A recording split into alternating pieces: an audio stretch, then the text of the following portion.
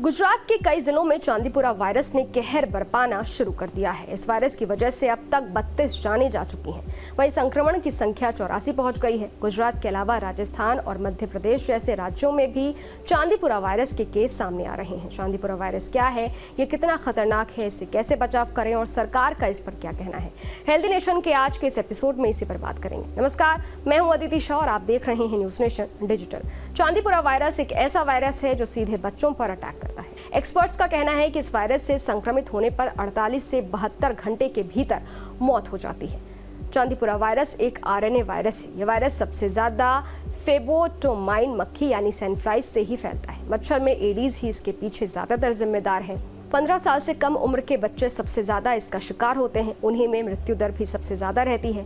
हैरानी की बात यह है कि चांदीपुरा के इलाज के लिए आज तक कोई एंटीवायरल दवा नहीं बनी है। एक्सपर्ट्स के मुताबिक अगर इस मैकेनिज्म में दवा या वैक्सीन इजाद की जाए तो चांदीपुरा वायरस फैलने से रोका जा सकता है। इसके सोर्सेस को कंट्रोल किया जा सकता है। द इंडियन एक्सप्रेस की खबर के मुताबिक डॉक्टर संदीप कुमार त्रिवेदी बताते हैं कि आमतौर पर सैंडफ्लाई 3 फीट से अधिक ऊंचाई पर नहीं उड़ती है, लेकिन इस बार निगरानी के दौरान ये देखा गया है कि सैंडफ्लाई छतों और अधिक ऊंचाई वाली जगहों पर पाई गई हैं। इसके अलावा चांदीपुरा के 6 संदिग्ध मौतों में 2 लोगों की ब्रेन हैमरेज की शिकायत भी सामने आई है, जिसे डॉक्टर नई स्थिति बता रहे हैं। चांदीपुरा वायरस के लक्षण क्या है, इस पर भी बात कर लेते हैं। डॉक्टर के मुताबिक इस वायरस के लक्षण काफी ज्यादा कॉमन है, जैसे तेज बुखार आना, उल्टी दस्त होना, मिर्गी का दौरा पड़ना। मलेरिया, पीएफ है, ऐसे लक्षण उसमें भी आते हैं। हाई ग्रेड फीवर आता है।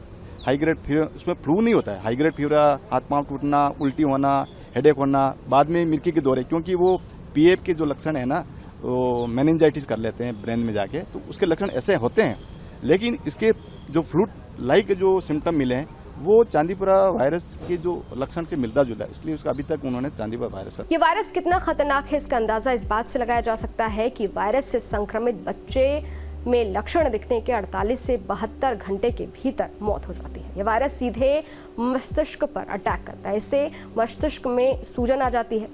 चांदीपुरा वायरस का नाम चांदीपुरा कैसे पड़ा, ये भी आपको बता देते हैं। दरअसल 1965 में सबसे पहले ये महाराष्ट्र के चांदीपुरा गांव में फैला था। उस साल 15 साल तक के कई बच्चों की इस वायरस से मौत हो गई थी। तब पूरे चांदीपुरा गांव में इस रहस्यमयी बीमारी को लेकर लोगों में जबरदस्त खौफ था। कई मरीजों के ब्लड सैंपल की जांच के बाद पता चला कि मौत के पीछे का कारण एक वायरस है, इसलिए इस वायरस का नाम चांदीपुरा पड़ गया। इसके बाद साल 2003 और 2004 में महाराष्ट्र, गुजरात और आंध्र प्रदेश में इस वायरस से 300 बच्चों की मौत हो गई थी। इंडियन एक्सप्रेस की रिपोर्ट के मुताबिक 2004 में जब ये वायरस फैला तब आंध्र प्रदेश में संक्रमण के कारण 78% मृत्यु दर रिकॉर्ड किया गया था, यानी 100 केस में 78 लोगों की मौत हो गई थी। वहीं 2003 में संक्रमण के कारण मृत्यु दर 55% थी। साल 2019 में भी चांदीपुरा वायरस के केसेस देखे गए थे। बता दें कि चांदीपुरा वायरस की कोई वैक्सीन नहीं है। ऐसे में बचाव ही एकमात्र तरीका है जिससे आप खुद को और अपने बच्चों को सुरक्षित रख सकते हैं। ऐसे में चलिए इसके बचाव के बारे में जानते हैं। चांदीपुरा वायरस से कैसे बचें? मच्छरों के पनपने वाली जगहों पर कीटनाशकों और पेस्टिसाइड्स का छिड़काव करें। मच्छरों के काटने से बचने के लिए बच्चों को पूरी बाजू के कपड़े पहनाने चाहिए। शुरुआती लक्षण दिखे तो गंभीरता से लें। पीड़ित को तुरंत डॉक्टर के पास दिखाएं। हालांकि डॉक्टर त्रिवेदी का कहना है कि कई रिपोर्ट्स में चांदीपुरा वायरस के पैटर्न में बदलाव देखा गया है। ये वायरस ग्रामीण और आदिवासी क्षेत्र में ज्यादा फैल रहा है। हालांकि चांदीपुरा वायरस पर सीएमएचओ राजस्थान के शंकर बामनिया ने क्या बताया है, सुनिए। इसका नाम चांदीपुरा वायरस कह रहे हैं लोग, लेकिन अभी हमारे पास जो केस हैं, एक राजस्थान की डेथ थी, 3 गुजरात की डेथ थी, अभी कंफर्म में नहीं है, उसकी पुष्टि नहीं हुई है। उसकी पुष्टि के लिए हमने सैंपल ले लिए। गुजरात जो सिविल हॉस्पिटल के द्वारा सैंपल लिए गए वो पुणे में भेज दिए। नेशनल इंस्टीट्यूट ऑफ वायरोलॉजी है, NIV में भेज दिया है। जब कंफर्म होगा इसके बाद ही हम कह पाएंगे कि ये चांदीपुरा वायरस है, वरना हम डिजीज एक्स के रूप में प्रोड्यूस करेंगे। और इस स्थिति में जो, क्योंकि ये इसकी मॉर्टेलिटी रेट बहुत ज़्यादा है, ऐसी स्थिति में 14 साल से नीचे बच्चे होते हैं, उनके सबसे ज़्यादा इन्फेक्शन होने के चांस रहते हैं। और इन्फेक्शन क्या बाइट से होते हैं, कीट पतंगे, मच्छर है, सैंडफ्लाई यानी मक्खी है।